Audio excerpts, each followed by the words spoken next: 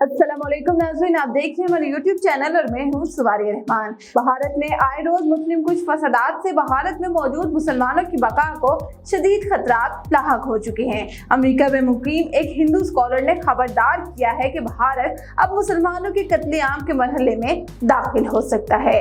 आशुतोष रोशनी, जो अमेरिका की brown university में समाजी अलूम और सियासत पढ़ाते हैं, ने मारूफ भारतीय सहाफ़ी सिद्धार्थ भाटिया के साथ एक बहस के दौरान कहा कि भारत मुसलमानों के कत्लेआम के मरहले में दाखिल हो रहा है और इसकी वजह यह है कि भारतीय जनता पार्टी हुकूमत तशद्दुद में गैर जानिबदारी का मुजाहिरा नहीं कर रही। रोशनी ने यह बयान इस वक्त दिया जब इनसे तबसरा करने को कहा गया कि हिंदुस्तान के मुख्तलिफ हिस्सों से मुस्लिम मुखालिफ तशद्दुद के कई वाक़यात क्यों रिपोर्ट हो रहे हैं। रवां बरस 10 अप्रैल को रामनवमी त्यौहार पर भारत में मुस्लिम मुखालिफ तशद्दुद का एक सिलसिला देखने में आया। 16 अप्रैल के रोज हनुमान जयंती के जुलूसों के दौरान भी ऐसा ही देखा गया। रोशनी ने कहा कि मैं 1990 की दहाई से तरीका वाराना फसादात का मुताला कर रहा हूँ, लेकिन भारत में मुसलमानों के खिलाफ मौजूदा तशद्दुद बहुत मुख्तलिफ है और हो सकता है कि यहाँ अब भारत मुसलमानों के कत्ले आम की तरफ बढ़ रहा हो।